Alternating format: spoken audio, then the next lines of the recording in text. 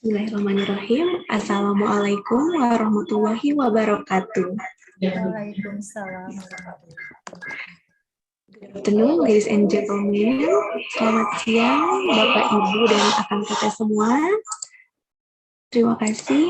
Hari ini kita berkumpul di siang hari ini pada sesi public lecture. Dan di sini kami sudah bergabung dengan Profesor Marek.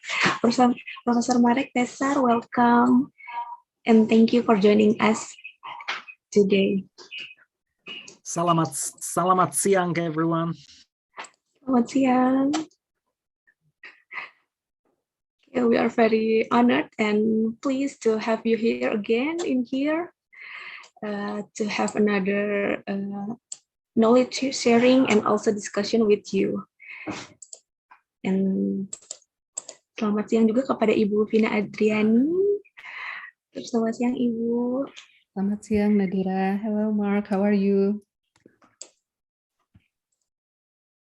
I'm good, thank you. Lovely seeing you all. Thank you. Terima kasih.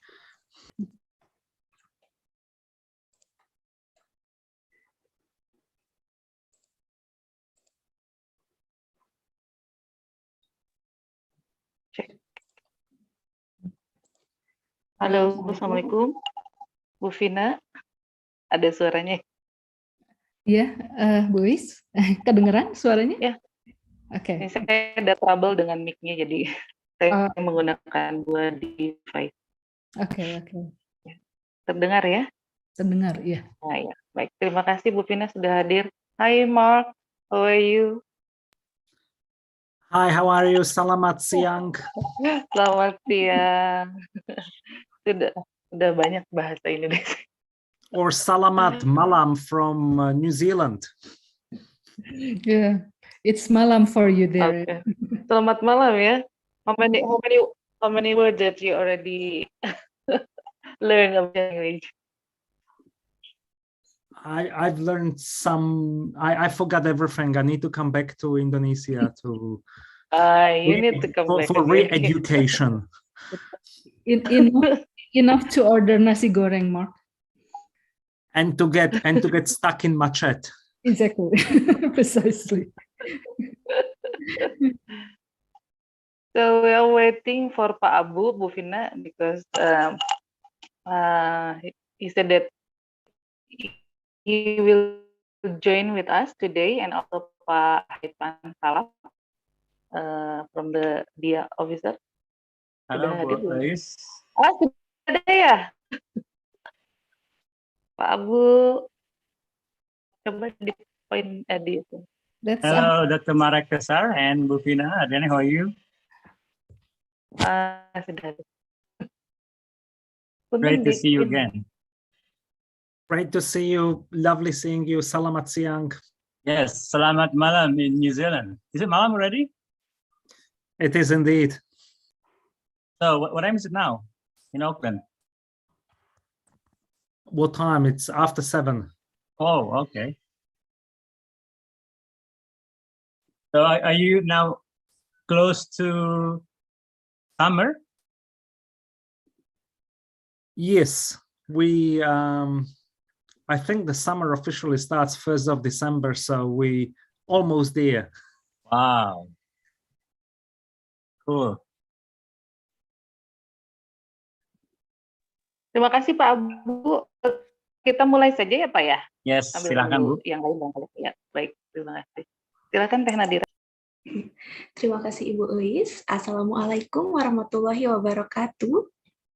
Waalaikumsalam. Selamat siang, salam sejahtera untuk kita semua. Alhamdulillah, puji syukur kita panjatkan kehadirat Allah Subhanahu wa Ta'ala. Atas rahmatnya hari ini kita bisa berkumpul untuk menimba ilmu bersama. Terima kasih juga kepada Bapak Ibu, Akang Teteh yang telah hadir pada siang hari ini. Semoga kita semua selalu dalam keadaan sehat. Amin. Saya Nadira Putri, selaku host untuk acara hari ini.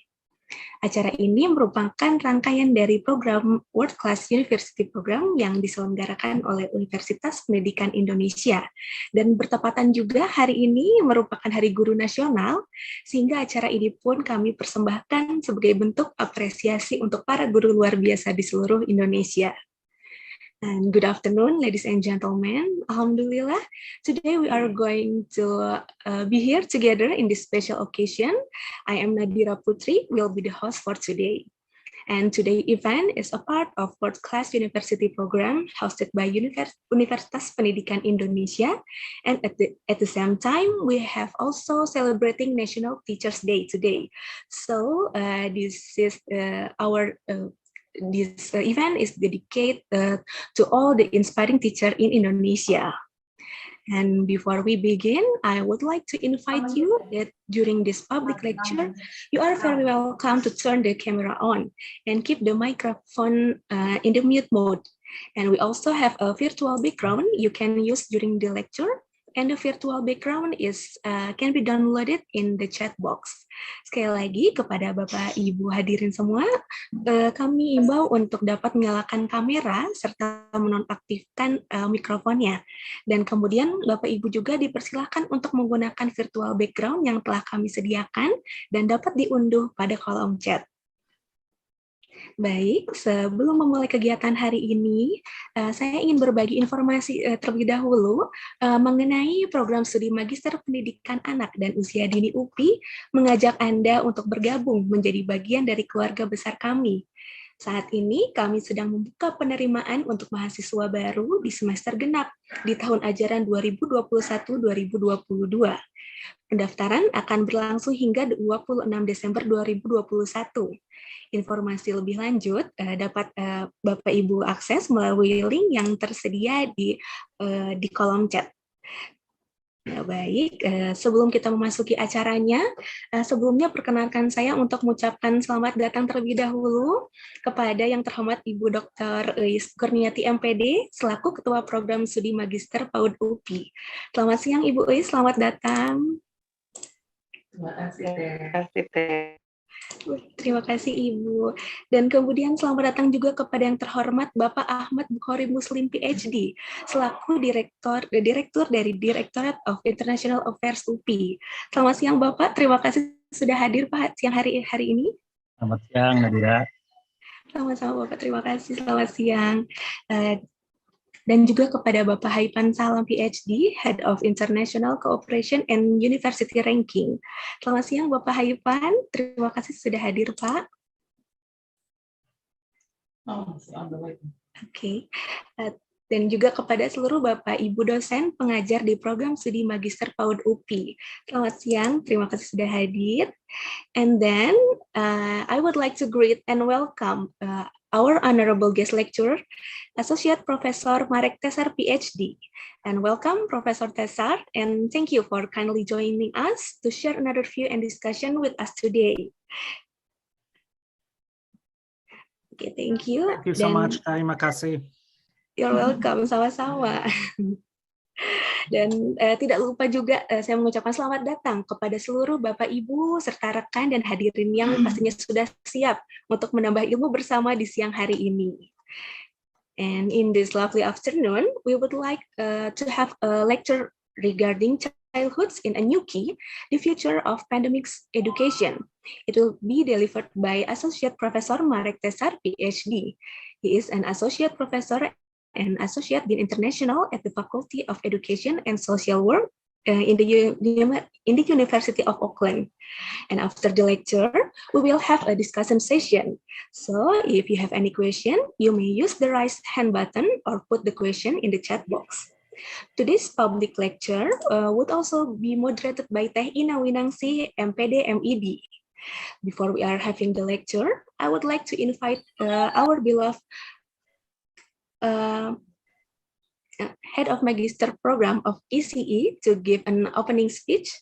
Thus, please welcome to Ibu Dr. Uis Kurniati M.Pd. Silakan Ibu Uis. Baik, terima kasih Teh Nadira. Bismillahirrahmanirrahim. Assalamualaikum warahmatullahi wabarakatuh. Very good afternoon, everyone.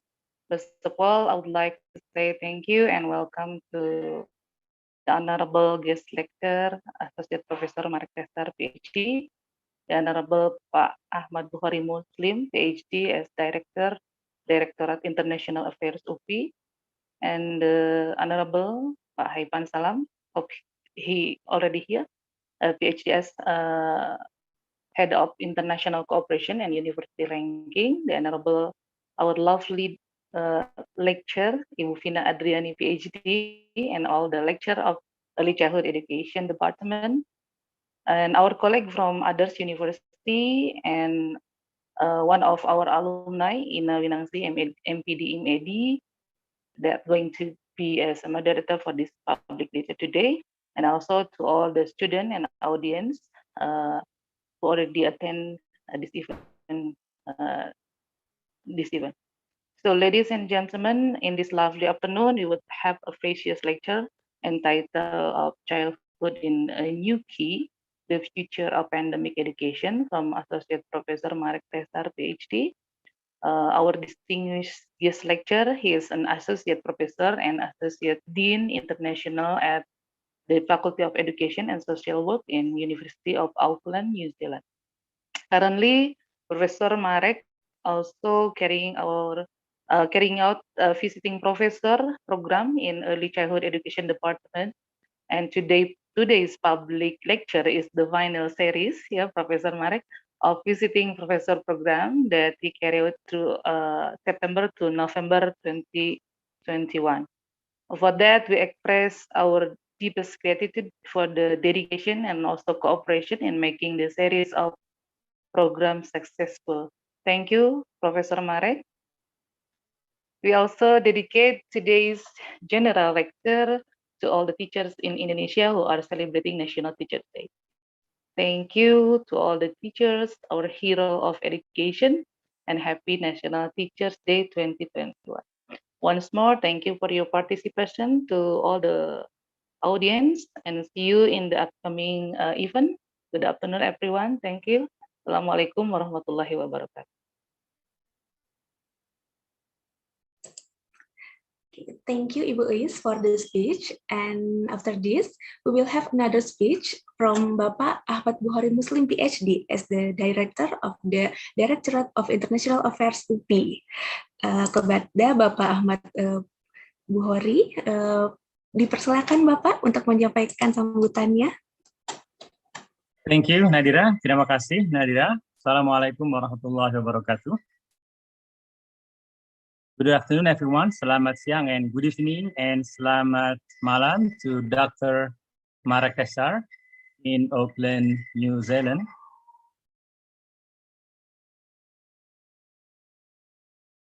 Honorable Professor Marek Tesar from International at the Faculty of Education and Social Work, University of Auckland in New Zealand. Dr. Is Kurniati, the head of Early Education for Master Degree, and other lecturers. I see here Dr. Vina Adriani and some others, and also Dr. Haipan Salam from the Directorate of International Affairs, dear students and graduates, as well as other participants from outside Universitas Pendidikan Indonesia. On behalf of Universitas Pendidikan Indonesia, I'm very honored to give a welcome remark for this webinar organized by the Department of Early Child Education, Faculty of Educational Sciences, Universitas Pendidikan Indonesia, with the title Childhood is in a New Key, the Future of Pandemic Education, to be delivered by, I should say, Dr. Marek is still very young, but very well respected in the area of early child education. What I understand is when we talk about early child education and also the future of pandemic, so this is what I have in my mind. When it comes to pandemic and everything is online, I can understand with higher education, with university students, when they have online thing, virtual online by Zoom or by Google Meet. But I just can't imagine Dr.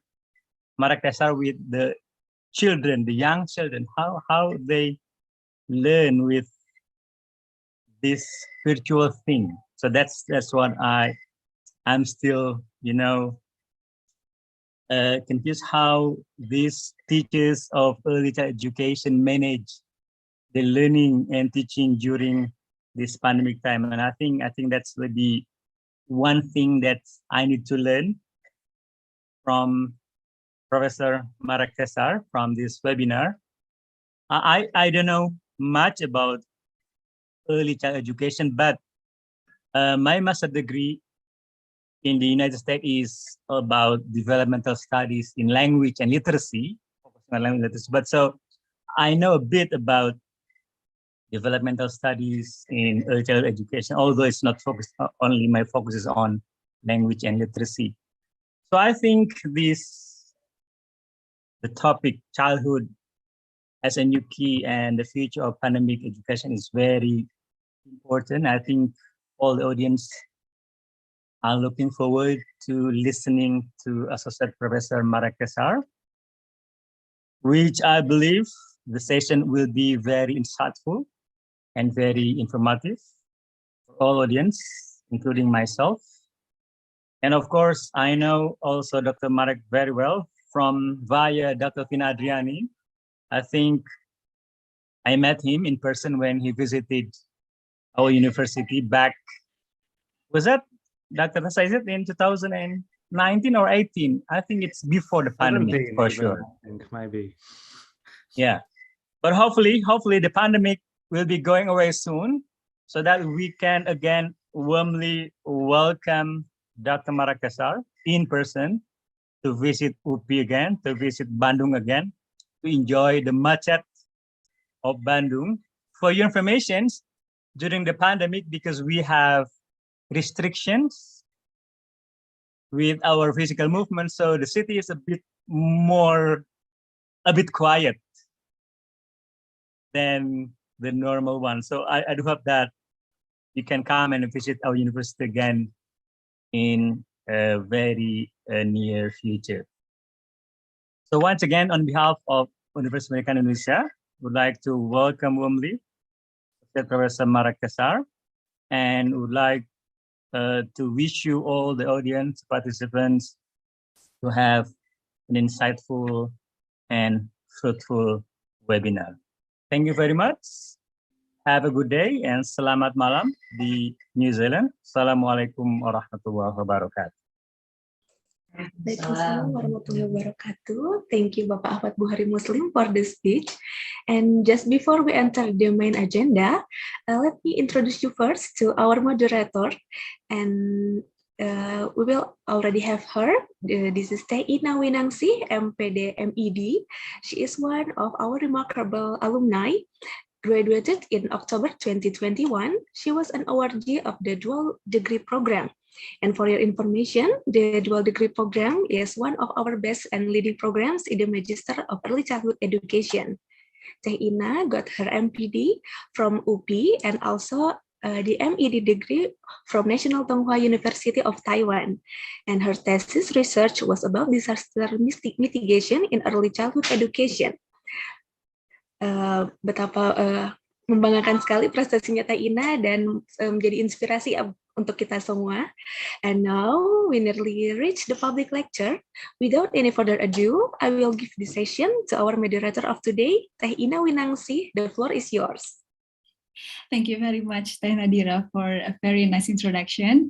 So good afternoon to all participants. Good afternoon to Bu Ais, Bu Vina, Pak Ahmad Buhori. Thank you very much for attending this public lecture. Also, I gotta say hi to all the participants. Thank you for participating in our public lecture today.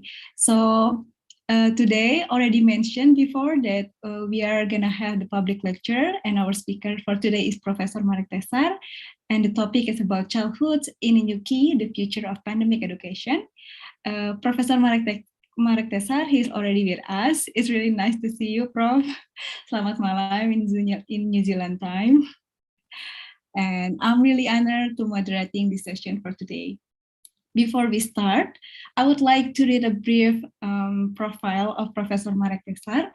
So Professor Marek Tesar, Ph.D., is head of School of Learning Development and Professional Practice and the Associate Dean International at the Faculty of Education and Social Work at University of Auckland, New Zealand.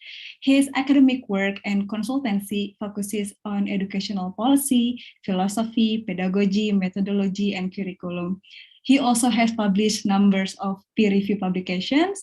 It's over 100 articles already published. And also, he has a connection with Indonesian early childhood education since in 2016, Professor Marek led a team of international and local experts in Indonesia to establish a research center of excellency for early childhood education and care and parenting that served the Southeast Asia region, or SEAMEO. And also in 2020, Professor Marek was appointed as a research fellow at SEAMEO to provide expertise on future research and development initiative and programs and enhance cooperation in education, science, and culture in Southeast Asia. So we are definitely will learn from the expert today. And we will now proceed to the presentation, and afterwards, we will have a question and answer session. Should you have any question, you can ask the question in that session. So, Bapak dan Ibu sekalian, sekarang kita akan mulai presentasinya dari Profesor Marek Tesar. Setelah presentasi, kita akan mengadakan sesi tanya-jawab. Untuk para partisipan yang ingin bertanya, silakan bertanya melalui kolom chat atau nanti akan dipersilakan pada waktunya. So now, without further ado, please welcome Prof. Marek Tesar. The time and the screen is yours. Thank you very much.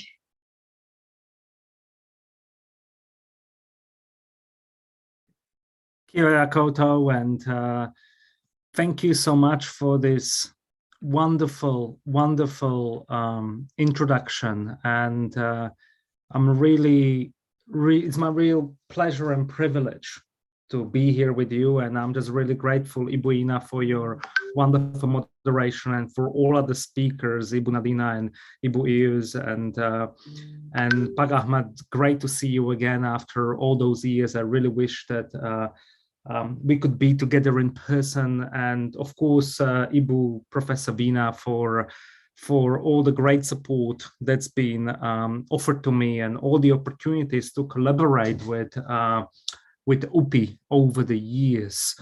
I always say that UPI feels like my second home, and it is my second home. And when I think Ibu, you said that this is my last sort of commitment or lecture, sort of marking the end of the either visiting professorship or world-class professorship, I'm not quite sure, but one of those events, I felt a little bit, it's sort of bittersweet. One thing is, it's lovely, as you know, when you finish something, some kind of work, and you can reflect on it. On the same time, I sort of feel like there should be more, and I'm hoping for more engagement towards the future.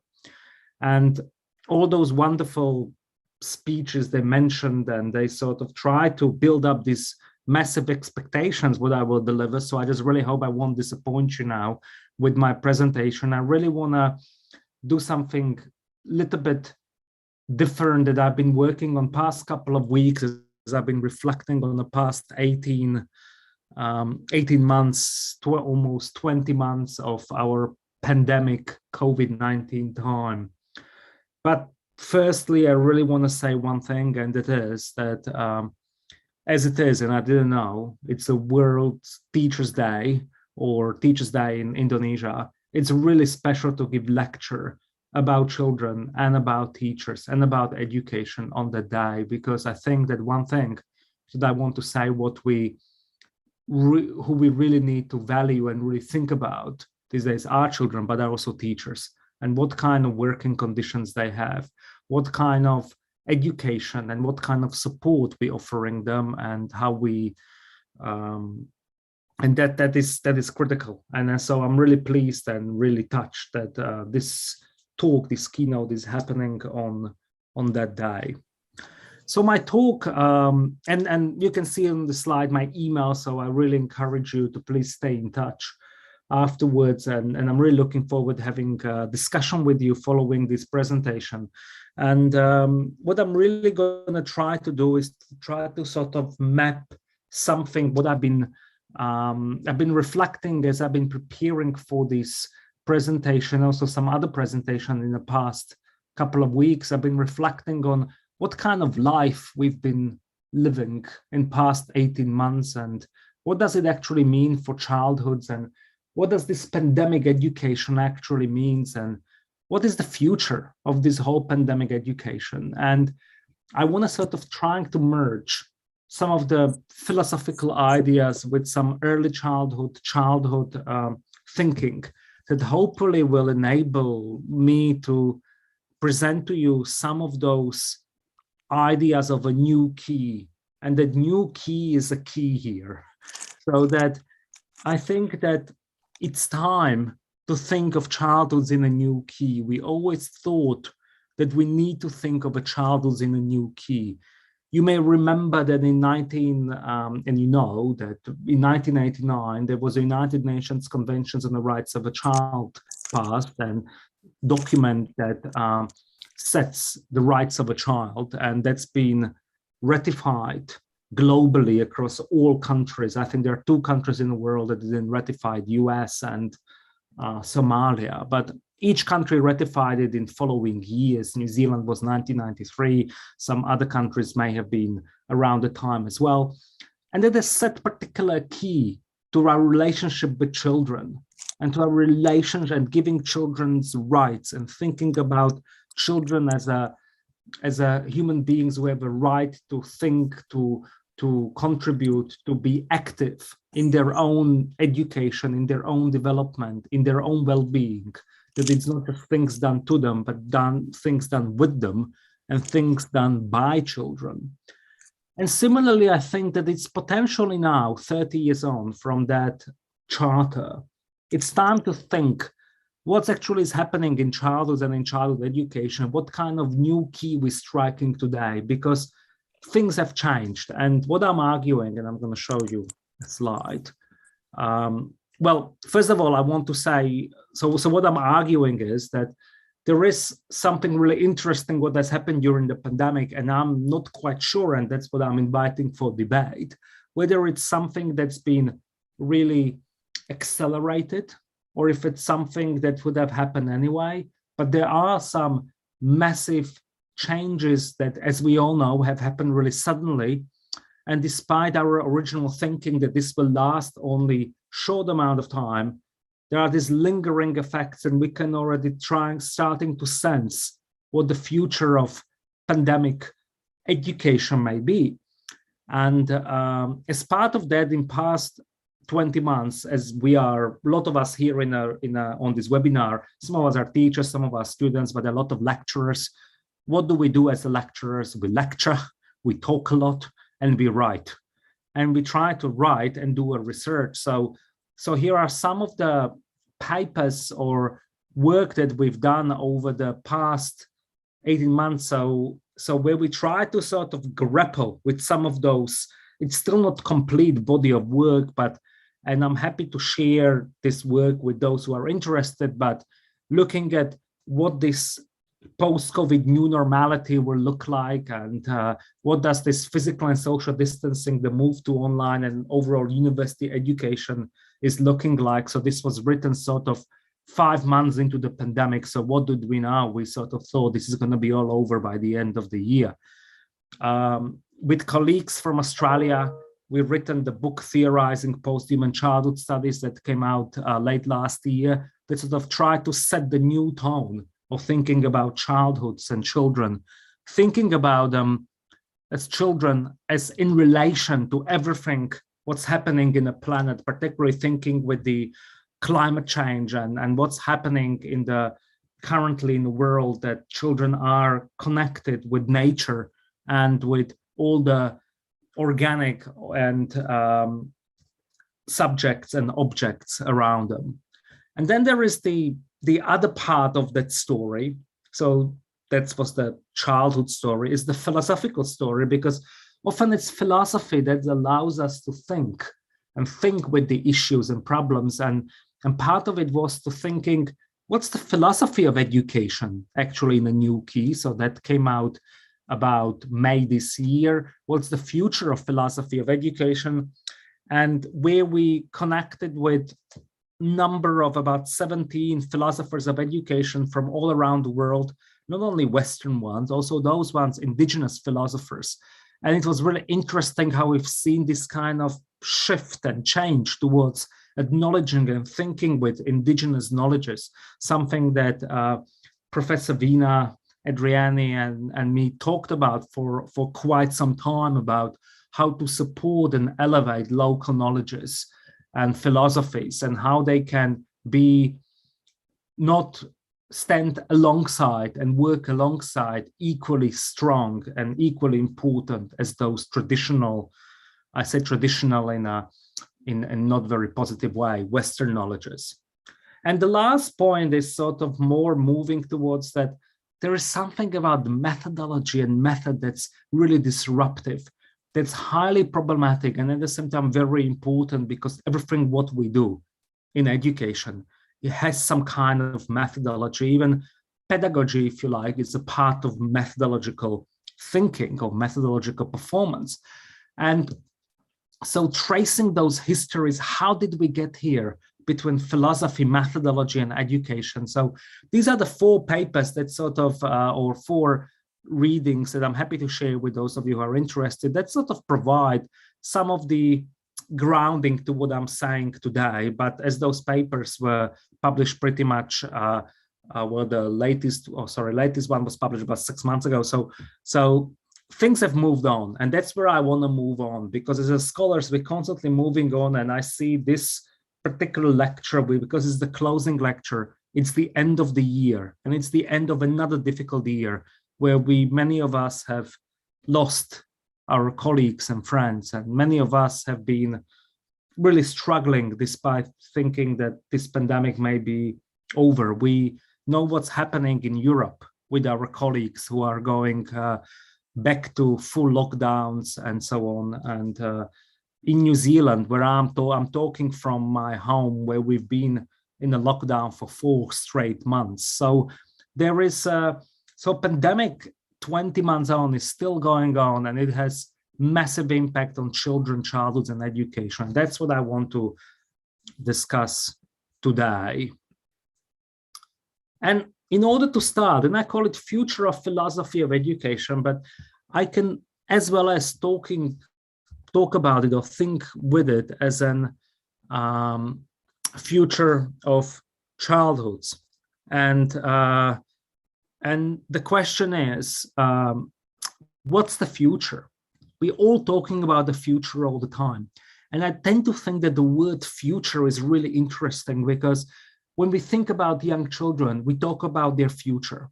So children are being educated, and if they ask, why do I need to learn something, we tell them, well, it's for your future, it's for your good, because you will need it in the future.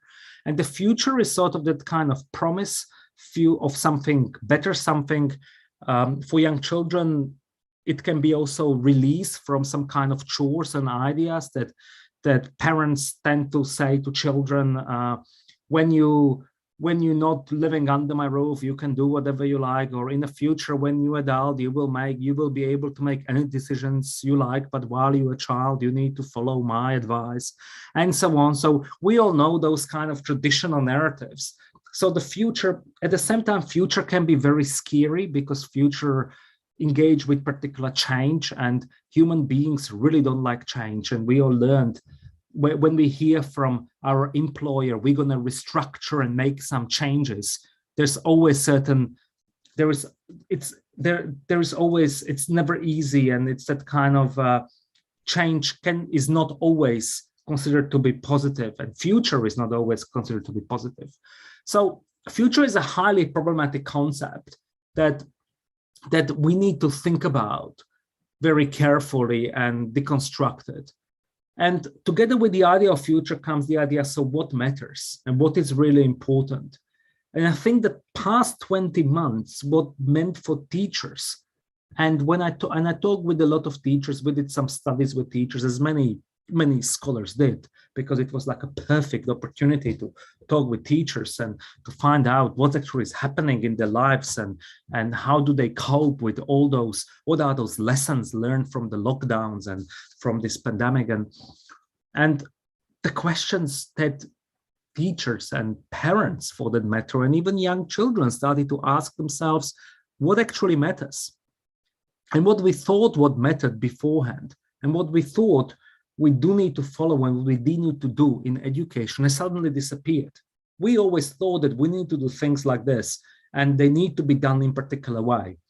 But suddenly, over that part of pandemic, and colleagues from university can testify to that, suddenly we realized, oh yeah, we don't need to walk to the 5th floor to that office and sign those sheets of grades in order for them to be submitted and really testified. We can actually do it online, or we can give up certain things that we're doing, and we're still going to be able to provide particular experience and education to teachers, to future teachers, teaching workforce. Similarly, we realized that that for young children to be happy and to be growing and learning, they don't need to necessarily have they need to replicate the face-to-face education with an online 7-hour or 8-hour education that's sort of streamed to them. We realize that there is particular amount of time that can be really good for them and can be really productive. So I guess what I'm saying is that what matters and what is important actually has shifted over that period, and lot of us did a lot of philosophical thinking and questioning of ourselves and of our existence and of our workforce. And in Western world, a lot of people were thinking of changing jobs because they suddenly realized what actually matters. A lot of people were looking in their homes through different eyes and were discovering parts that worked and didn't work. And the same way we were examining our educational futures, and the same way the children were looking at their future. And there was increased pressure on well-being and mental health of young children and of their parents, and parents had to increasingly, and still do, juggle multiple commitments and doing work from home and making sure that children are really studying and learning and usually, and it was really interesting to see what actually is behind it. And one thing that the question that we've been asking is, so what are those kind of complex societal or political relations that are privileged in these discourses and debates? Because obviously the experiences of pandemic of past 20 years really differs. It depends on who you're talking to. It depends where you are. And really some people would say that pandemic, I mean, now I'm talking about academics, they found pandemic really crazy, and they found it, finally, I couldn't have to go to work and have all those meetings. I could focus on writing and thinking. And those people were in particular stage of their life, in particular conditions. And there were others who were extremely struggling because they had young children at home. They had particular commitments. They were worried. They had a lot of ill people around them. So there were particular political relations that impacted upon handling of pandemic. And there were societal concerns that sort of really made it difficult. So these are some of those bigger things that we, and as a teachers and as a teacher educators, we can't forget that the bigger picture, because that influences how we are and what we do in our daily life. We cannot disregard, and I know that Professor Vina would agree with me, we cannot disregard neoliberal conditions that are around us, because they are determining really our daily existence. We don't need to think about them every day, but we cannot disregard them as not important or not contributing to the way how the pandemic education or what the future of childhood is.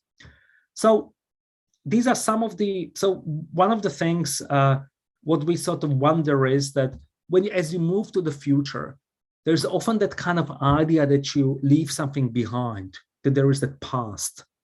And that's really interesting philosophical concept. And so, for example, those of you who are versed in a educational theory, you would know that there is something like structuralism, and there is a post-structuralism, and there is a humanism, and there is a post-humanism. And the idea on the surface may be that we just sort of move from one idea to another, and the post means that we have moved on. So if we have a pandemic and you have a post-pandemic, there's an idea that we just move to that idea of post-pandemic and pandemic is all over. But that's not the case, because the idea of post doesn't mean that we have disregarded the past. We're carrying the past with us. We are implementing it towards future. And there are questions which people are asking at the moment. So as we move to this post-pandemic 2022 year, as a lot of people are talking about it, what shall we leave behind from that educational perspective, and what should we carry with us? And I want to turn that question around, and I want to say, what shall we actually carry with us rather than don't carry with us? And what shall we carry with us, what I really believe is indigenous philosophy and indigenous thinking. If there is something that has been so critical for us, it's been that the indigenous philosophy and indigenous thinking that has sort of emerged from our local communities in our respective countries, that idea of local has become more important than ever during the part of pandemic. We didn't travel. We didn't travel too far. We lived locally. We understood and reconnected with some of the oldest knowledges and our neighborhoods and our cities. We walked the streets that we normally drive, and suddenly we saw the life through a different lens. The same way, what is very clear is we realized, and I didn't put it there, but it's equally important, is how climate change really matters. And the past, it's been going there for a number of years. And last time actually I was in UPI, at UPI in 2019 in October, I was actually talking about climate change as one of the most important potential future things. Look at us now following Glasgow summit that just finished a couple of weeks ago, and the commitment towards the future, and really thinking, what does this all mean? How childhood, we cannot disregard future of childhood from the future of the planet and future of the environment that we as the adults are leaving for children. So future of childhood and climate change and post-pandemic education needs to be clearly linked.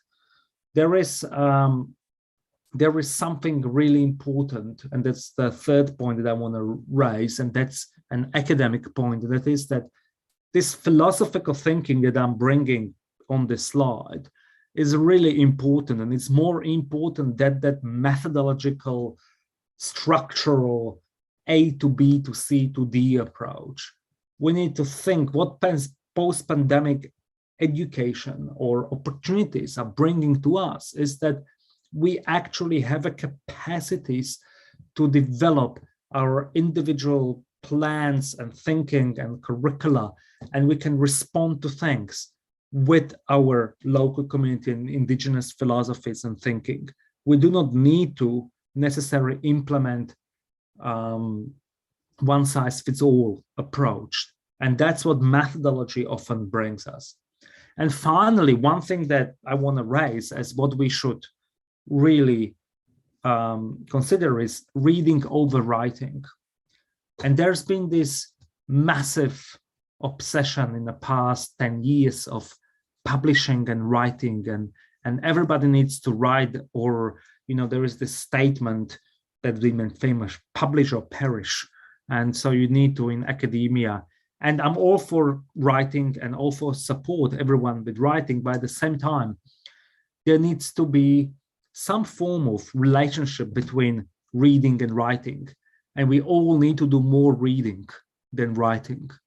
But often what's been happening, being that it was the other way around. There were a lot of writing retreats and writing courses, not enough reading retreats and reading courses. We need to almost spend a lot of time reading academic work, learning from our past, reading our colleagues, and really developing an in-depth understanding of educational field that's been really growing. And so these are some of the ideas about future of philosophy of education, or how they relate to future of teacher education and childhood. And it all raises a one big question, and that is COVID-19 that we had here for 2 years. What is it? What it has been to us? Has it been?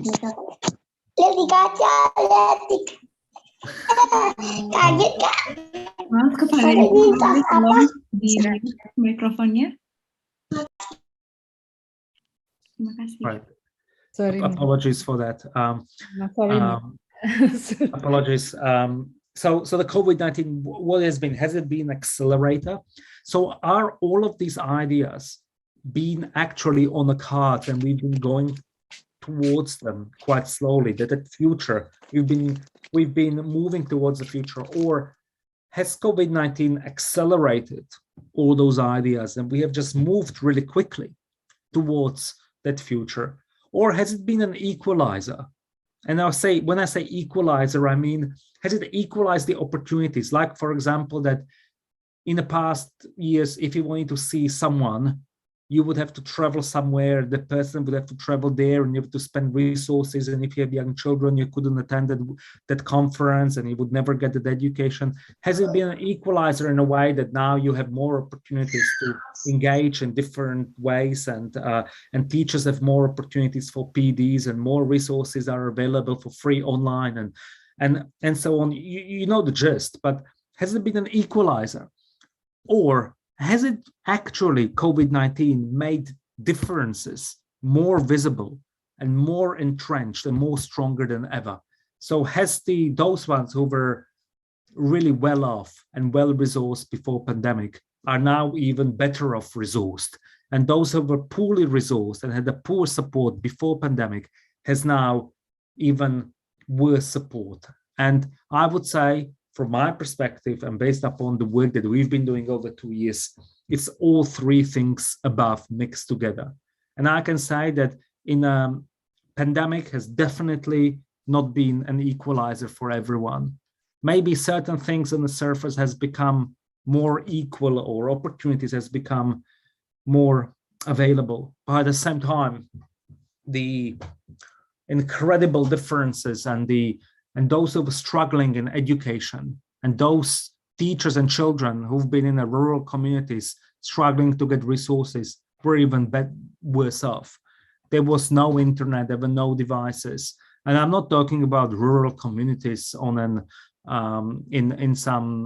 certain areas of rural Indonesia. I'm talking about here in South Auckland.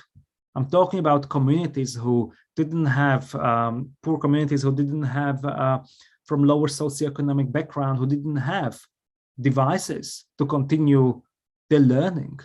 It sort of in certain way created a generation of young children and parents and teachers that this past 2 years has marked them and will be connecting them for some time.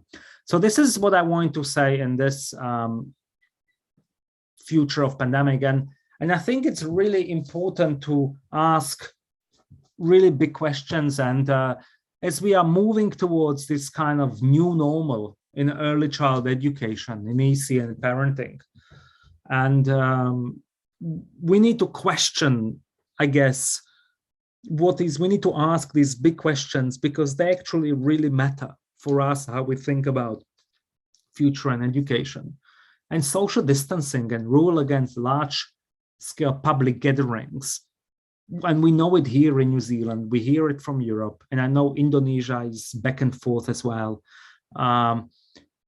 These rules against large-scale public gatherings may be here to stay for a while, you know, and what does this mean for learning and play of children? I mean, is there that's a really important question that I really want to ask the audience to sort of really think about. What does it actually mean? Does it mean that we witnessed in some of our studies how young children and their parents were scared to let other children to play with other children, or kept it kind of, and really were linking physical and social distancing into one, and I will get to that point. The second point, how will parents strike a balance between work and child raising? And that's a really important question, because this concern and this question will be coming over and over. Lot of parents said, when they finally, after the first lockdowns were over and they were sending their children to childcare and schools, they were saying, oh my God, if there would be one more week of this, I don't think that my own well-being, I would be able to sustain this. Everybody was just tired and exhausted, and it's been such a difficult time. And we all know there've been these some thinkers or speakers on the radio or elsewhere saying, this is great for children. Children will spend more time with their families. We've been complaining for years that children don't spend time with their fathers. And now suddenly they can be with their fathers all day long. And yes, I can understand it, and potentially that's a really good point. But the question that we heard in our studies was, yes, but the dysfunctional families that were happening and where there were issues, it was literally like an experiment to lock those people who didn't get along or really struggled to be together anyway into one small apartment or small space where everybody needs to work, study, and be together and be scared what's going to happen. And these things are really impacting all those ideas. What will the new normal look like for children of marginalized populations? And for instance, and how do we leave that less to chance? And that's an interesting and important question, because we often, a lot of things that we do, they work really well for that middle class population. Both parents are well educated and are working, and they have a good social network and good. But we often need to think how all this new normal, how will it look for the marginalized population, and what do we leave to what do we focus on, or what do we leave less to chance? So that's the three big questions that I want to ask the audience. And now I want to reflect on something a little bit more exciting, and that is something what I call lessons from the pandemic. And this is something that I first started to do this work in June last year, and then I revisited it, and I thought it would be really interesting to revisit these key ideas. What have we learned? What are some of the key big questions that we can actually carry towards the future of childhood education? Because till now, what we were doing was we were really looking at what is the future? What's the philosophy of education? What are those big ideas? What are those big issues? And we have identified already that there is the idea of indigenous education that's really important, that it's not just this overarching mainstream, but there are those marginalized communities. And we have identified that there are some key stakeholders that we need to really take care of. And there are children, there are teachers, there are parents, there are families. And as you noted, one of the things that's really interesting about these stakeholders is that we all have multiple roles. You can be teacher, you can be parent, and you have a child there. So it's a very complex environment. But now the lessons from the pandemic. So what have we learned? So one key thing what we've learned, and we sort of always knew it, but this has really cemented, is that technologies and access to technologies and having the right technologies, they do not fix our educational problems. So having an great software and internet and hardware ready doesn't fix the overall educational problems that we were facing before pandemic. So a lot of countries, they thought that when pandemic happened and children started to learn and parents work from home, The solution was to supply them with digital devices and access to internet so they could connect.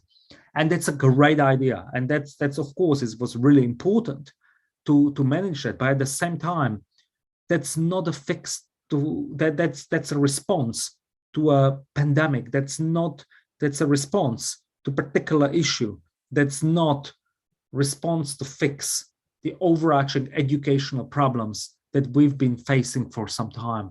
And what are those problems? Well, we have been already naming them. These are the problems of under-resourcing, unprofessionalized sector, teachers who do not have access to resources and to high-quality education and professional development, schools without running water, under-resourced children who are going to school hungry and so on. And so there are so many different educational problems. And when we're just looking at the larger issue, then we can look at curriculum that's broken, pedagogies that are not effective. We can look at the particular thinking around the behavioral concerns and problems, not looking after our marginalized communities, children with special needs who are sort of put into the side of or not in the center of education system, but marginalized and placed into special schools, and so on and so forth. So, and technologies do not fix those issues. They actually enlarge them, if anything, and make them more visible and more complex.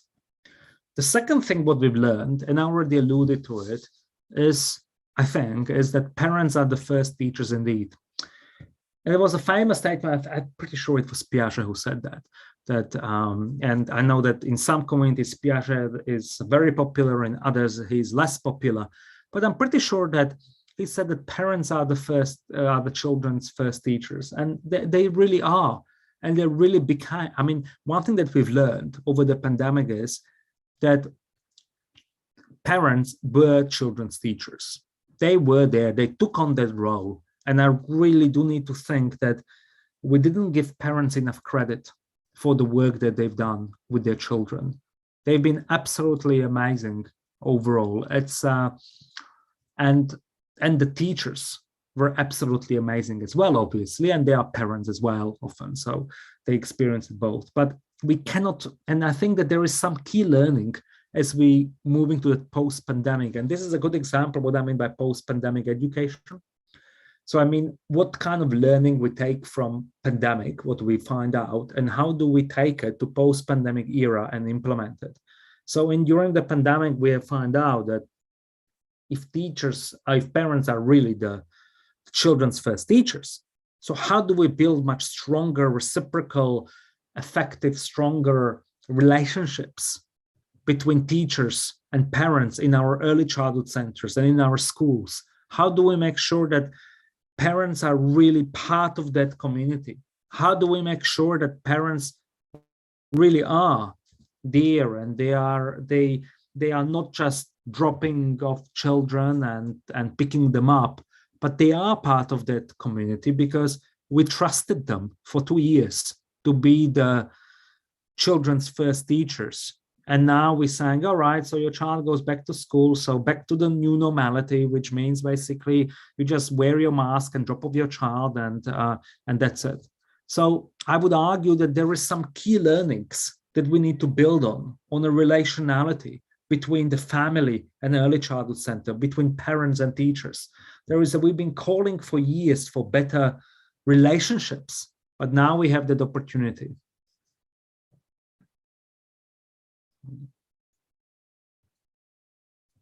The next key learning from the pandemic for me and for the research that we've been doing is that we need place, space, and bodies in education. It's hard to explain how bodily education is. And it may be fantastic to be talking here from my office from New Zealand, but there is nothing like being in a room with other human beings and seeing the faces, seeing the reaction, instead of looking at the PowerPoint and looking at myself and 3, 4 other people on the screen.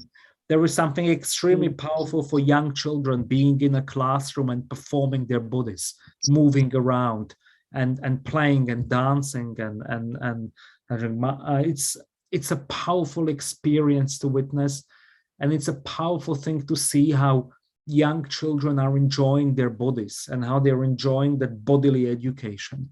And it's a massive reminder for us that education doesn't happen only through discursive, through the mind. Education is the holistic approach. Education is a physical, social, emotional, cognitive. It's combined all together, and young children are learning through their bodies. Many of you, I assume many of you are teachers, or many of you being teachers or spend some time in early childhood centers or schools. What do you first notice about children when you are in a place? Children run. They run. They don't walk. Adults walk. We walk when we go somewhere. Children start running. It's like almost exciting. Young child wakes up and runs through the hallway. There is a fascinating way how some of the, when you come to New Zealand, I'll show you around and take you to some early childhood centers. They've been built with long corridors to encourage children to run, to have that, because that's that kind of natural way how their bodies move. That's how they learn. They are excited by the movement, by what's happening with them. They're excited by watching each other, what's happening, and how they can touch each other. So there is something extremely powerful about place, space, and bodies in education. And for young children, it can't, any kind of online, Zoom, Moodle, Blackboard education can't replace that. Yes, we can pour some content and some ideas and thoughts and discuss them and grab young child's attention for 10, 15 minutes, but that's pretty much it. After that, the attention is failing, and we all know, if you listen to someone like to me for an hour, I mean, most of you are most likely on WhatsApp anyway, and texting someone and doing other things, because that's what people do. They can't actually sustain attention over online. It's too hard for human mind to experience that. And that's my point. Even for adults, for teacher education, online is not online is it's not only about the knowledge that we're transmitting. There is something about bodies and place and space in education. There is something different. I mean, those of you who write or you study, you know that you go to study to a particular place. And it matters it's not about that it's a quiet place. It's just that special place where you can go and read and feel very good. And suddenly everything feels right. And the same thing is with education, the same way young children feel about learning. They know that their childcare, kindergarten is a place of learning and enjoyment and happiness. And that's why they go there, and nothing else can replace it. And I believe that adults are the same. Despite we may often not like going to work, but I think there is something about the workplace and the university that's a vibrant community that creates this opportunity to learn from each other and enjoy each other. So that's what we've learned.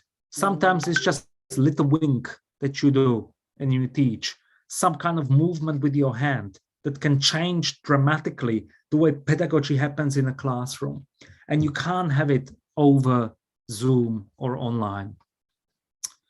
The next thing that we've learned from the pandemic is that communities are working together, supporting each other with kindness. We've learned that. We know how kind we can be as a humankind, especially last year. Do you remember all those times, all those, I hope in Indonesia, I don't know if you had that kind of movement. It was massive in the US, and we got to New Zealand as well. People would be putting teddy bears into window, and you would go on a bear hunt. You know, like in that old song, we're going on a bear hunt, I'm not scared. So you would go and you would be spotting teddy bears in windows as people would be doing that. You would see those signs, don't give up, you are not alone, you matter. You would be clapping for nurses. You would be all those things that we showed so much kindness to other human beings. We would be caring about our neighbors. And I know that over the past 20 months, it sort of went a little bit like this and maybe a little bit down even. But the point remains, we showed as a humankind that we care. We showed that despite all the things, how we were wondering how we're losing touch and how human beings and humanity is sort of on decline, we show that we can achieve that. And my question is, in the post-pandemic education, how can we scale up that experience of a community that we had, and how can we utilize that in our education system? If we were able to do all those things because we cared, what could we achieve in an education if we would really care about it? If we would really care about our children in the early childhood center, if we would really care about our schools, how could, as a community, we could work together and support each other with that kindness that we had? So though that's another really big question, what could really help us to carry and bring us from pandemic to post-pandemic education? The other thing that we really learned is that there's and I have to emphasize it because this is keep on coming up constantly, is the physical distancing and social distancing. When the Delta wave came here a couple of months ago to New Zealand, someone, I think was our Prime Minister, I think she said, and I think she also took it back after a while because she was critiqued. She said, don't talk to your neighbors. You know, it's an, you know, like stay alone, don't spread the virus, you know, protect yourself. But there is a huge difference between physical distancing and social distancing. We do need to physical, and potentially that is part of the future, how we will be. I mean, no longer you will most likely see, I remember that one evening in Bandung in 2019, I walked down to Braga, and there was this crossroad and there was this massive stage and music was playing and everybody was so close to each other. Now you think of it and think, how could we have done it? And, you know, I mean, can we still be in the future so close in a crowd without face masks and without protection? But, you know, till we can, that the idea of physical distancing and social distancing is very different. I love these images because it shows young children, you need to be a bear apart. Well, there's no bear in Indonesia, but you still can be a bear apart. And the social distancing, well, can neighbors be reading to children from one window to a balcony to keep that relationality? I mean, that's pretty impressive and really important to maintain. And I do wonder, how do we maintain in a post-pandemic education? How do we maintain that idea that we shouldn't be socially distanced, that we should care for each other, and we should care for people that are close to each other. We should care for our neighbors and for other people. And how do we extend that care for the education?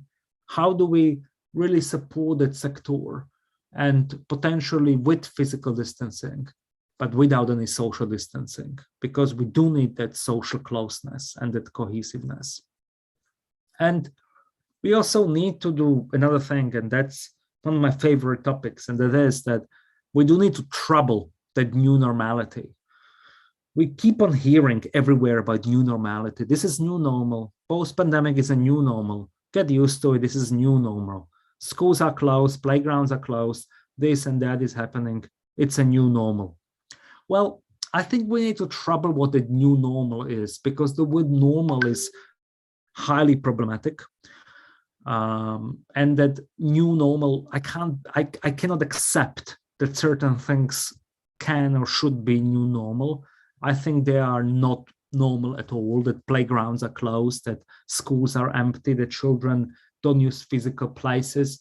I don't think it's normal that children are not playing, that we are being discouraged to be together. I do understand it's necessary and it's very important, but I guess what I'm trying to say is we can't call it normality, because if we normalize that, we will become used to it and we will never come back.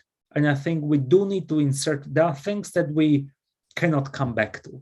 So what we cannot come back to is, for example, our approach to climate change.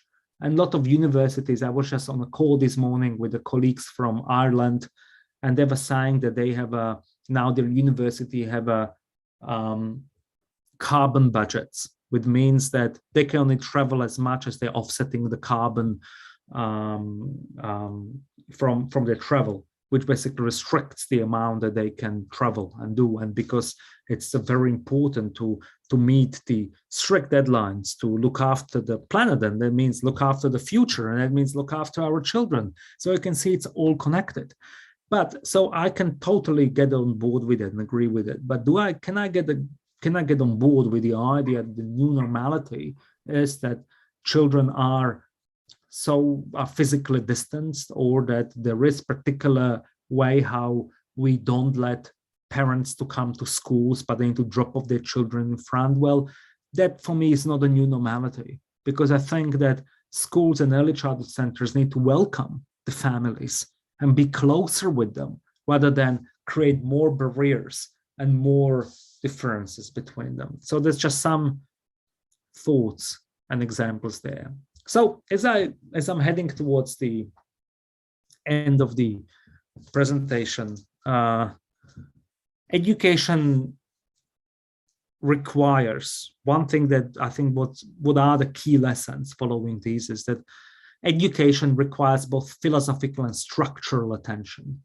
What I mean by that, we require those kind of asking those big questions, and we need to be attentive, but also we may need to really think how we're structuring our education and what kind of investment and what kind of support we're putting there, because online, digital, distance forms of education, they will not resolve our existing issues. And that's what I tried to argue originally. That will not resolve them. They may cover them up. You may put a beautiful blanket over the mess in your room when someone comes, but you will always know that when you put that blanket away, there is a mess underneath. The idea of quality, the content that's being taught, policies that are part of our education, investment that we're making into education, the working conditions of those teachers. I mean, and they've been just exposed what kind of working conditions teachers are at. Professionalism and how much we're actually taking teachers as professionals in their disciplines. The partnerships we build, the children's rights, as I started talking about, the school readiness, etc. They remain issues to discuss for us, research and implement in these partnerships that I've been arguing for. This has not been resolved. This has come out as we're coming out of pandemic into 2022. I argue that these concerns that we had in 2019, they are now in 2022, they're gonna be even more important, more visible, even more require our attention than ever before. And we're here to really connect and to collaborate. And that's why I'm here. And that's why we're all here, because it's so important to connect and to collaborate and to have all stakeholders present. When I mean stakeholders, I mean parents, teachers, educators, policymakers, ministry officials, university representatives, but most importantly, children themselves. They are the stakeholders and are the ultimate beneficiaries of all those changes and all that work that's happening. And we need to pay attention to this, what's happening nationally and internationally. And, you know, how do we scale up those local great examples where things went really, really well? How do we make those visible? And I did a great job at painting this doom and gloom of bad things, and I really hope that next time I'm going to come to talk to you, I can maybe scale up some positive examples, what worked actually really well and what in post-pandemic world really worked. So what became really visible, you know, enhanced inequalities, as I said, you know, class-based and education-based, the urban-rural divide, the ethnicities divide, that's became so visible. We always knew about urban and rural divide because we always had special, you know, funds and investments into rural education. But now we really witnessed what the state and Indonesia is a great case study for us to learn how education happened in Bandung, in Jakarta, but then, for example, in Papua or in Kalimantan or elsewhere in some small villages somewhere in Sulawesi. I mean, what was the education? How did those children and families and teachers experience pandemic? planetary outlook, climate change, they remain, unfortunately, the most significant issues that we face.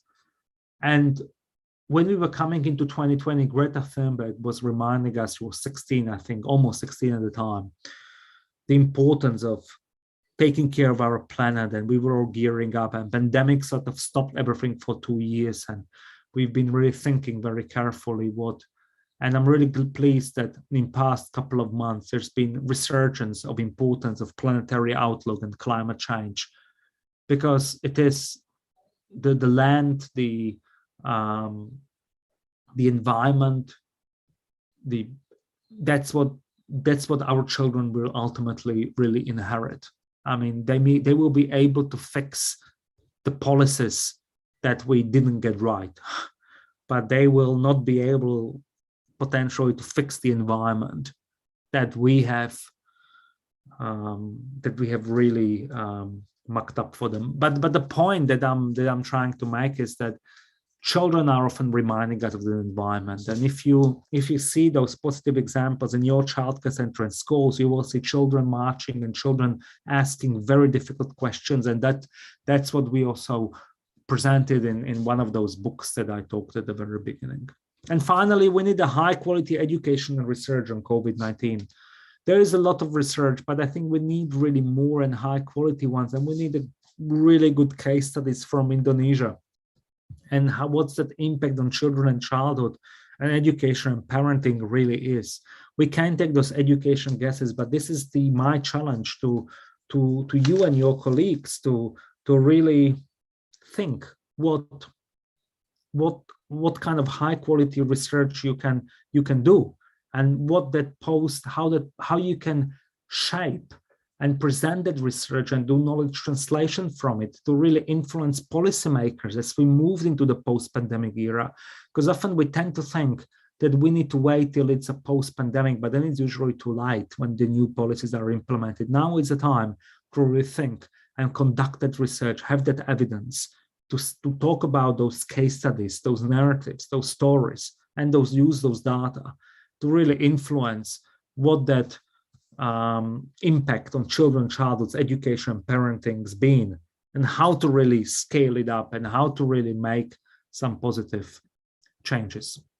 And I always like to finish with some philosophical quotes, and I love those quotes. And when I did my first pandemic sort of seminar, I used those 3 quotes because it just felt just right. As the education's been shut and started to open, I just thought that we need to reach to those 3 thinkers from 3 eras, from 3 continents. We got Aristotle, who, from old millenniums ago, Europe, who argues that the educated different from the uneducated as much as the living from the dead. And that philosophical thought is just so powerful. And then you have John Dewey as an American traditional 20th century progressive education, as we all know, which reminds us that education is not a preparation for life. Education is life itself. And that's really interesting if you think about it, particularly in a time of pandemic, how the education doesn't prepare us for life, read the future, but the education is that. And that's what makes a difference. And then there's a Nelson Mandela, who we obviously all know, and former dissident and president of South Africa, first president of free South Africa, post-apartheid. And he says that education is the most powerful weapon which you can use to change the world. And that's such an upbeat, optimistic statement towards the future. But in certain ways, it's true.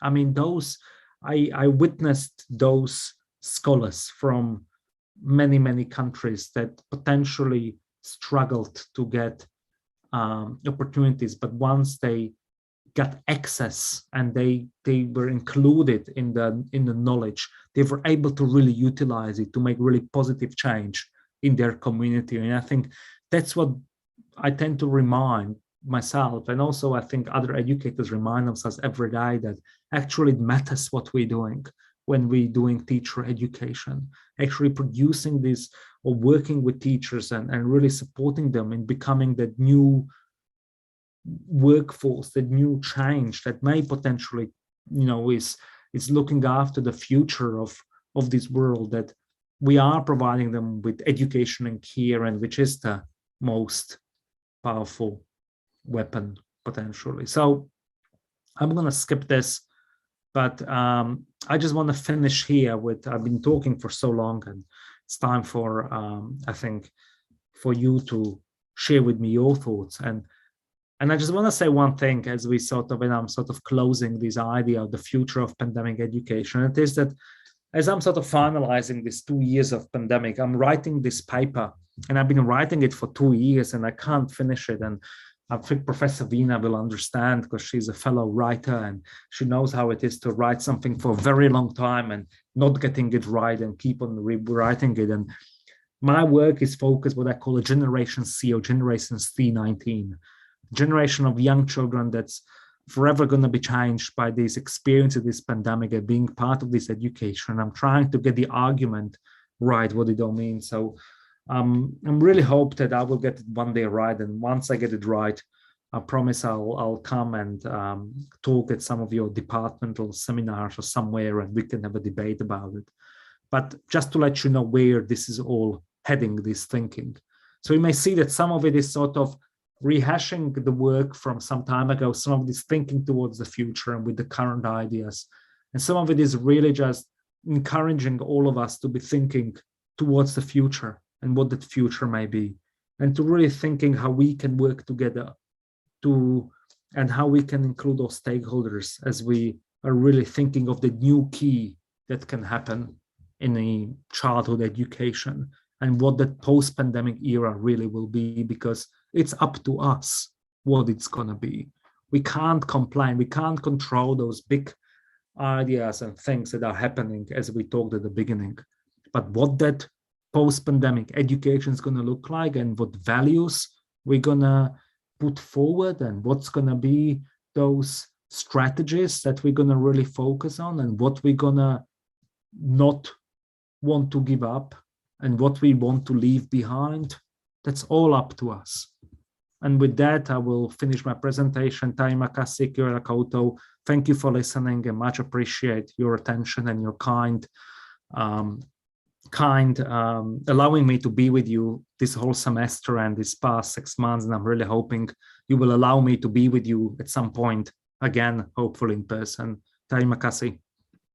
Terima kasih, Professor Marek Tesar, for the very fascinating explanation. It's very interesting, and it's very good insight for us as a student, lecturer, researcher, educational practitioner in this National Teachers' Day, to rethink how the education should be internalized and conducted for the children during or after the pandemic crisis, or as we call as a post-pandemic, right? So maybe I would like a bit highlighting about how the Indonesian government did some strategies to respond to the situation, and somehow it disclosed. I also agree with you, because somehow this pandemic situation, it disclosed the actual complicated matters of the structural issues, like it's not as simple as we are shifting our education to the online education, because there are some fundamental problems sustaining in Indonesia, such as poverty or social gap among the society or among the schools, or the existence of the others that is not in the center of education. So I think in this, our National Teachers' Day, it's really important for us as the educators to really important to acknowledge and to reflect it about. So now we are in a question and answer session. There are already some questions on the chat room, but to make the session more interactive, I would like to invite to all participants to address the question directly to Professor Marek. And you can unmute your microphone. Also, you are pleased to introduce yourself first. Jadi bagi para Bapak dan Ibu partisipan yang ingin memberikan pertanyaan pada Prof. Marek, dipersilakan untuk terlebih dahulu mengajukan pertanyaan secara langsung. Bapak Ibu sekalian juga dapat menyalakan mikrofonnya setelah diberikan izin oleh para panitia, dan dimohon untuk memperkenalkan diri, memperkenalkan nama dan institusinya dalam bahasa Inggris maupun dalam bahasa Indonesia, dipersilakan. Nanti saya akan coba bantu terjemahkan. Baik, bagaimana kalau dari chat box ini sudah ada pertanyaan dari Bu Ami ya. Bu Ami dari UPI, bagaimana Bu? Mau menanyakan pertanyaannya langsung kepada Prof. Marek? Halo, Bu Ami? Iya, saya. Iya Bu, silakan untuk menanyakan langsung pertanyaannya kepada Prof. Marek. Sebentar.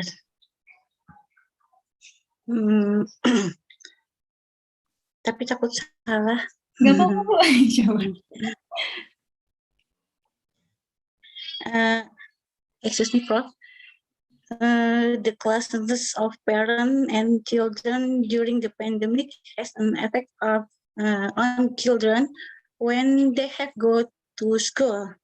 Children become less independent and difficult to manage the participate in activities. How should we start activities, especially regarding child? Just like this. Thank you.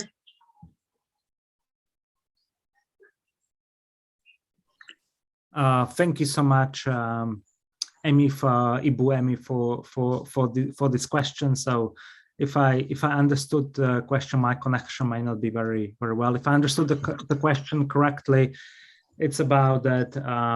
It's about the idea that there's a difference between that the children have very during the lockdowns and pandemic time, children and parents develop quite strong bond, and which often then creates the different. So when there is post-pandemic time, when children are returning to schools or early childhood centers, it's obviously quite difficult at different time for them. So that's a really good question, and that's one of those things where, I mean, where I would really look what I would call in 4 words: beyond skills and methods. So I would sort of like to look so these questions on how do we do it, there's methodology, how do we change the child and make the child, you know, how do we fix the problem that the child has become during pandemic.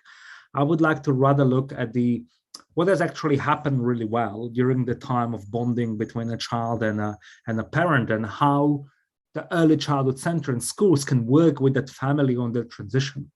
And I can tell you on my example of my boy who's been part of that kind of cohort. You know, he first he was at home, and then he was in childcare. Then we spent home with him for 5 months. Then he went back to childcare. Now he went back home. You know, so yo-yoing back and forth. And the idea is to really entertain and to think with the idea that when the children started to come back to childcare center, it was literally like when you were transitioning child from home to childcare for the first time. I've never seen so many tears in childcare when teachers were dropping off children for the first time. But I think one thing that was really important during the time is to really build that and entertain that idea that how you can clearly communicate with the teachers in the center what has actually happened during that pandemic at home, what kind of skills the child has gained, what the child is bringing, what's been happening for the child, so the teachers can work with them.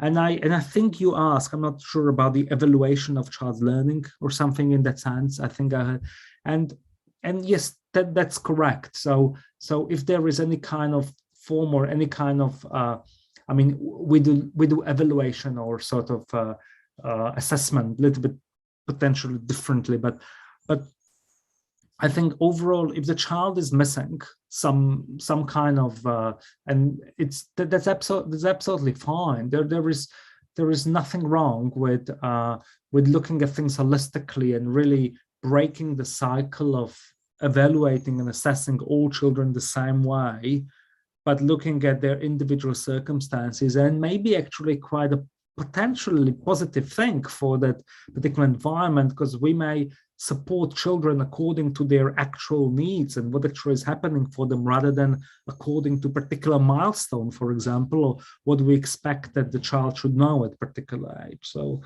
I'm not quite sure if I answered your question or if my interpretation of your question was correct, but I guess what I'm trying to say is that we should never blame the child, and we never should look at the child as a problem. That's the key. The child should be at the center of our inquiry, of our thinking, but it should be at the center, and we should work with the child, not with the child as a problem that we all need to get together around and fix. So parents and teachers meet to sort out how do we fix the child. So that's not the way how we can fix pretty much anything. That's what we've learned. Thank you very much, Prof. Marek Tesar. Mungkin Bu Ami dari jawaban Prof. Marek mungkin lebih ke mungkin saat ini untuk di saat situasi pandemik ini kita tidak harus selalu berpacu atau mengikuti aturan atau bagaimana kita harus mengevaluasi anak gitu. Bahkan mungkin sebenarnya kelekatan yang muncul antara anak dan orang tua di situasi ini dapat memunculkan potensi anak yang mungkin bisa jadi agen aktif sebenarnya dalam kondisi ini. Maka kita harus melihat sisi lain bahwa tidak selalu kondisi ini ketika anak menjadi istilahnya mungkin jadi manja ya Bu ya, kalau dengan bahasa Indonesia anak jadi manja itu mungkin tidak sepenuhnya sesuatu hal yang negatif gitu, tapi mungkin itu juga dapat menjadi sesuatu yang harus kita refleksikan gitu. Apakah sebenarnya kita memang harus sudah berubah dari dari tahapan atau dari perkembangan yang selama ini kita pakai untuk menilai anak gitu. Gitu Bu Ami, sudah cukup? But in my school, I try to give them with outdoor activities like go to garden, but sometimes walking around school, but just any child like these activities, not all participate in these activities. How about that, Mr. Sir?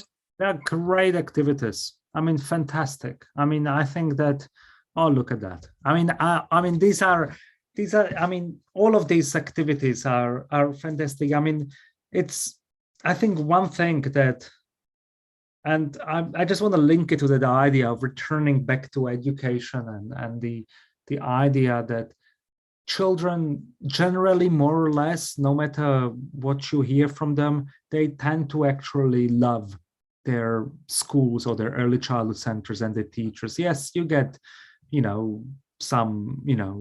something on the margins that sort of doesn't account for that. But overall, children, they were really all around the world really excited to return when they could or when they can back to those centers. And I think that asking children, and I think that one mistake that we could be doing when children return is to try to get quickly back to normal like nothing happened, right? Curriculum, quickly, we all need to move on. This is what we need to, this is what on syllabus, this is our curriculum, we're doing this. I think spending quite a lot of time socializing and working with that idea, what have you learned and what happened during that lockdown while you were at home, what have you learned and what kind of skills you brought, and as you say, working with them in the garden or around that kind of, these are fantastic things, because it's the return that new, and that's what I argue, that what shall we leave behind, and I think, and what shall we bring forward towards the future of pandemic education. And I think one thing that we should take with us is that certain flexibility that we became accustomed in certain way, recently, and that flexibility that we give ourselves to work from home or to teach class from home, we should give that flexibility to also our children and also student teachers to actually realize that life is not always like it is charted in a syllabus, but life is actually what's happening around them. And as I said, the idea of, think of those quotes that I presented as philosophers, what they argued, that what is education, what's life, how they're interchangeable. And the idea that that what I'm sort of trying to write is that COVID-19, COVID-C generation, they will remember this. And if we don't, of course, in 100 years, children will be learning about this. But children who are living it, they won't even experience it, but we will try to stick them to the curriculum that was written pre-pandemic. So that's the irony of that. And I think that's what I would argue, that there is something about the education that allows us to, and we should allow ourselves as teachers to, yes, we will need to tick some boxes. We all know that as teachers. But at the same time, is there a certain amount of flexibility in what we can do with those children, with those classes, to really take into account what kind of life we're living, take into account really that climate change, and take into account that where we actually heading. So that would be sort of my roundabout answer. Okay, thank you, Prof. Terima kasih, Bu Ami. Oke, untuk pertanyaan selanjutnya, ada pertanyaan dari Ibrahim. There is the question from Ibrahim. Ibrahim, would you like to address your questions directly?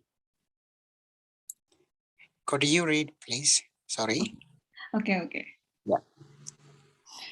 Okay, so Ibrahim has two questions, Prof. Marek. The first one is the state of childhood change during the pandemic? If yes, what do we expect, and perhaps what should we do, especially to those children who are born during the pandemic and are going to experience a transition of their childhood to a new era after pandemic? Thank you.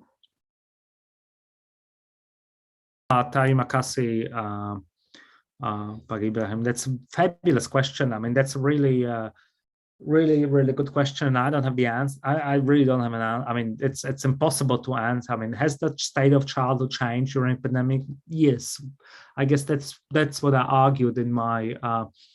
I think it's not that state of childhood has changed. It's that we allowed ourselves to shift the lens through which we are able to look at childhood and consider.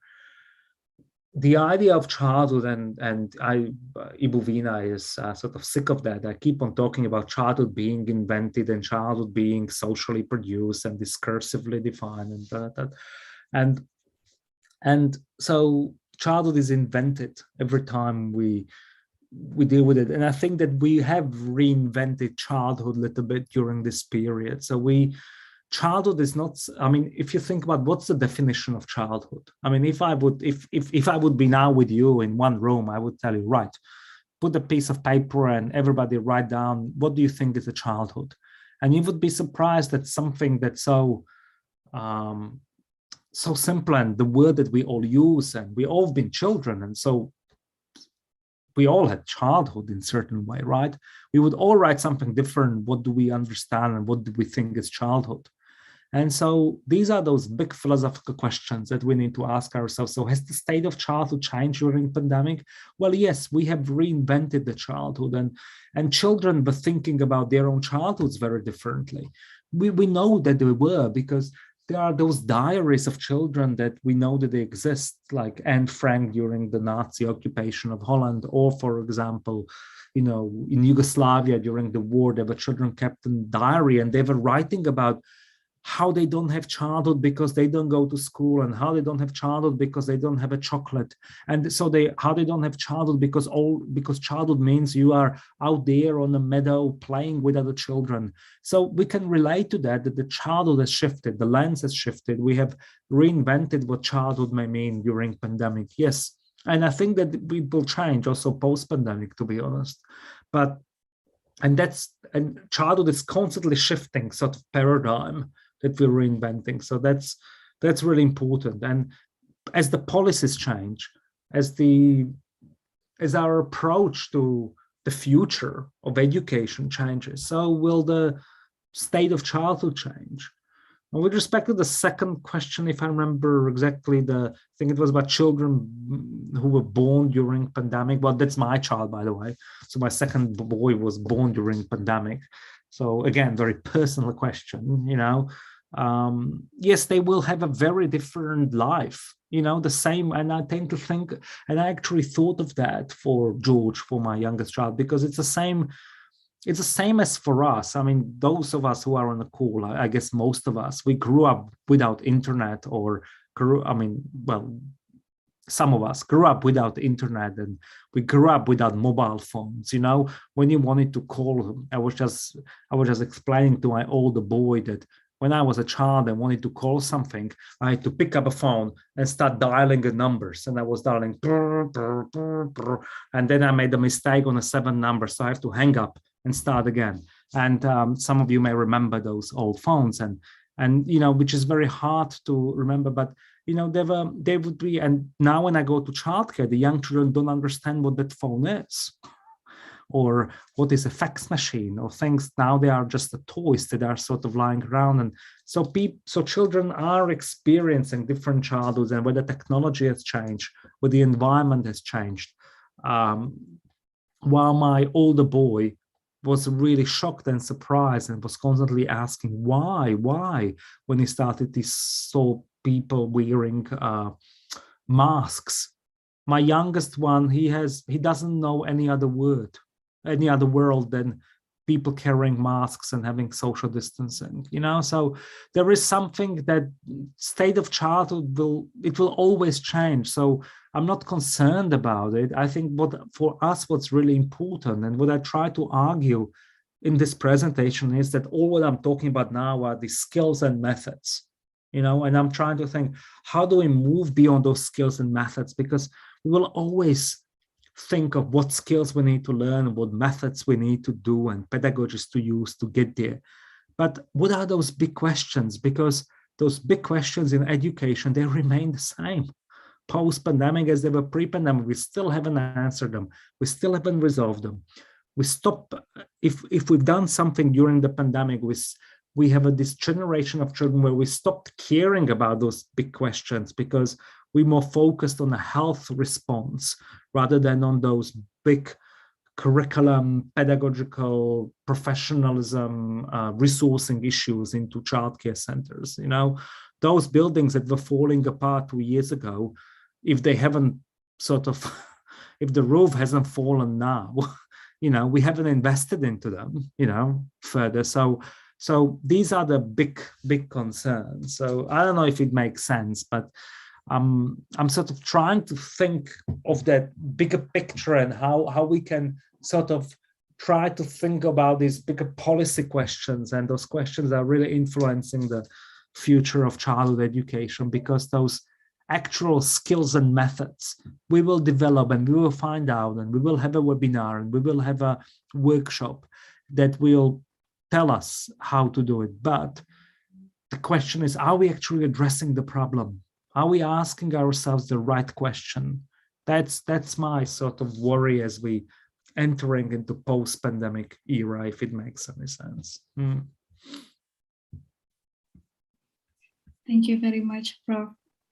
I think it's very interesting, and probably you may have some other questions, but since our time is limited, then I'm really sorry that we are supposed to end our discussion at 15 to 3. So that will be the last question. So maybe I would like to try to give a very brief conclusion that actually the future of pandemic education is not only about how the education are implemented, but rather than that, we should acknowledge that the essence of getting or having an education is not only about achieve something certain, achieve some certain standard or score at the school, but it's how we are surviving and living in harmony with the earth and environment in order to, like, in the situation, there is an the real issue which is climate change that are really happening right now. It's not in the future, but it's now. So we do need to enhance our education for the children to be able to adapting to it and to promote their agency in society by involving the whole stakeholders and community in education. So thank you very much to all participants and also Professor Marek Tesar for the very insightful and fruitful lecture and discussion. I hope it could help us to rethink and reflect to our education in the future. So thank you once again. Good afternoon. And now I'm returning the session to the host, and happy Teachers' Day, everyone. So Assalamualaikum warahmatullahi wabarakatuh. Waalaikumsalam warahmatullahi wabarakatuh. Thank you, Teh Ina, and to Professor Marek Tesar for the wonderful discussion, and happy Teachers' Days too.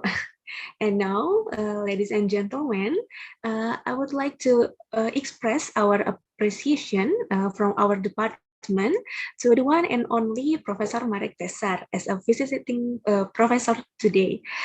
This visiting professor is a part of the world-class university program in UPI, which has been held from September to November. And we have a little certificate to symbolize our appreciation for you, Professor Tesar, for sharing your expertise with us and your dedication during this whole visiting professor program. And meanwhile, we are waiting for the certificate to be presented. I would like also to invite to Bapak Haipan Salam to give some words to Professor Marek Tesar. Untuk Bapak Haipan, apakah sudah bergabung dengan kami di sini? Oke. Iya. Baik, kalau begitu saya akan mengajak kepada Ibu Vina Adriani untuk mewakili Bapak Haipan untuk menyampaikan sepatah dua patah kata, jika berkenan Ibu, kepada Profesor Marek Tesar. Baik, Ibu Vina, saya persilahkan. Terima kasih, Ibu. Okay. Thank you very much. So once again, thank you very much, Professor Tesar, for spending one semester with us in our department. This is the last meeting for this semester, but we do hope that you will be coming back again next year, though we understand that your schedule is already very, very busy, but if we could do something like this again in the future, it will be very much appreciated. The students, the colleague, all the lecture, we have been learning so much from you. So thank you very much. And I invite everyone to give a big round of applause to Professor Marek Tesar for all the knowledge and experience he has shared with us. Thank you. Mangga tepuk tangan Ibu Bapak virtual. Terima kasih. Thank you so much for your kind words. I will be delighted to come anytime, and thank you, Ibu Vina, and all colleagues, and for this wonderful generosity that you offered me, and this warm welcome and this joint learning. And I just hope I could be there with you for longer to be learning from you as well. And I have to say, Ibu Ina, thank you for wonderful moderating of a session. I've been thoroughly impressed, and I hope to keep in touch. Thank you. Thank you very much, Prof. Okay, thank you to Ibu Vina and Professor Tesar. And now, sebelum kita menutup acara, sebelumnya saya akan menyampaikan beberapa informasi terlebih dahulu, sekali lagi mengenai penerimaan mahasiswa baru yang dapat Anda akses di website yang tertera di kolom chat. Sekali lagi kami mengajak kepada Anda untuk bergabung bersama keluarga besar Magister PAUD Sekolah Pasca Sarjana UPI. Dan jangan lupa untuk pendaftarannya akan dibuka hingga tanggal 26 Desember 2021. Baik. Dan selanjutnya, selain itu kami juga ingin menyampaikan ada informasi, terdapat ada salah satu kegiatan lagi yang akan dilaksanakan di akhir bulan ini. Nah, sudah ditampilkan juga di sini, yaitu 2021 RECE 30th Anniversary Webinar Series, Shifting Margins, Challenging North-South Binaries. Webinar ini akan membahas mengenai realita yang dihadapi oleh para pendidik PAUD di dunia. Untuk informasi lebih lanjut, Bapak dan Ibu juga dapat mengakses link yang sudah disediakan oleh panitia yang terdapat di kolom chat. Once again, I would like to announce to you to another webinar series, the 2021 RECE 30th Anniversary Webinar Series, Shifting Margins, Challenging North-South Binaries. This webinar will set out to engage with and questions the reality of young children and early childhood educators in the global North and South and beyond, based on the diverse context of the three panelists from the Americas and Southeast Asia. And for further information, you may look through the link in the chat box.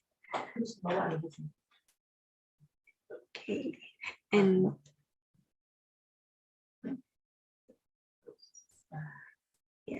have already see the one with the familiar in here. We have Ibu Vina in here. We have actually two scholars from Indonesia there. We have Ibu Vina and Ibu Yulida. How wonderful to have two fabulous Indonesian scholars as part of this seminar. Please, everybody, it's a free webinar. Please come and join us. It would be wonderful to see you there. And Professor Mark Tesar is the chair for RECE, everyone. So, yeah. Wow.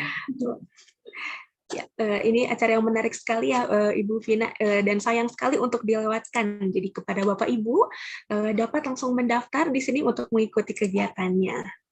Dan demikian rangkaian acara hari ini sudah telah kita lalui bersama. Terima kasih kepada Bapak dan Ibu serta akang teteh semua yang telah hadir. Saya Nadira, pamit undur diri dan sampai jumpa di kesempatan selanjutnya. Tetap sehat dan menjaga protokol kesehatan. And once again, ladies and gentlemen, thank you for your participation. And I will be closing this public lecture and see you in the upcoming event. Stay healthy and good afternoon for everyone. Wassalamualaikum warahmatullahi wabarakatuh. Terima kasih. Waalaikumsalam. Thank you. Terima kasih, Prof. Marek. Terima kasih. Thank you. Bye-bye. Baru ayah bapak jangan kerja di TV. Hi.